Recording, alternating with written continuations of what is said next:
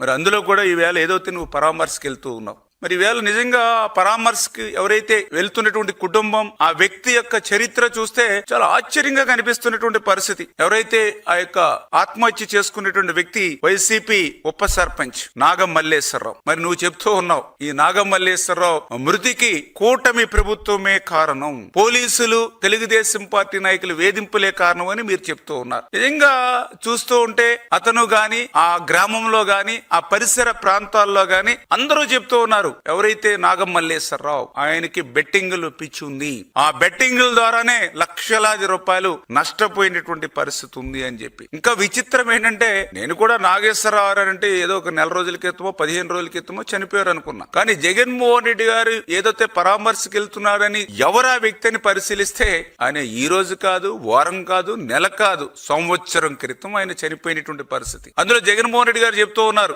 పోలీసుల వేధింపుల వల్ల, తెలుగుదేశం పార్టీ నాయకుల వేధింపుల వల్ల చనిపోయాడని. అంటే నేను ఏ రోజు ఆయన చనిపోయారని చూస్తే 2024 జూన్ 5వ తేదీన ఆ రోజు ఏదైతే పురుగు మందు అంటే గడ్డి మందు తాగి ఆయన ఆసుపత్రిలో చేరి మరి ఆయన 9వ తేదీన జూన్ 9వ తేదీన ఆయన చనిపోయారు. అప్పటికి అసలు ఇంకా కూటమి ప్రభుత్వమే ఆంధ్రప్రదేశ్ రాష్ట్రంలో ఏర్పడలేదు. ముఖ్యమంత్రిగా గాని ఎవరు కూడా ఇంకా ప్రమాణ స్వీకారం కూడా చేసుకుని బాధ్యతలు కూడా ఎవరు చేపట్ల ఈ రాష్ట్రంలో. మరి అటువంటి వ్యక్తి ఆ బెట్టింగ్లు కూడా అతను ఆత్మహత్య చేసుకోవడానికి కారణం కూడా చెప్తే ఒక రకంగా జగన్మోహన్ రెడ్డి ఆయన మృతికి కారణం. ఎందుకంటే ఆయన లక్షల రూపాయలు ఆయన ఆస్తులకి మించి ఆ రోజు బెట్టింగ్. ఎందుకంటే అది కూడా జగన్మోహన్ రెడ్డి గారు ఏదైతే ఎలక్షన్ పోలింగ్ కి ముందే కాదు, పోలింగ్ అయిన తర్వాత కూడా చెప్పాడు why not 175 why not Kuppam అని కూడా ఆయన చెప్పాడు. ఆఖరికి ఆయన ఐపాక్ టీమ్ దగ్గరకు కూడా వెళ్ళి మరి మన వైఎస్ఆర్సీపీ పార్టీ గెలుస్తుందని చెప్పాడు. అదేవిధంగా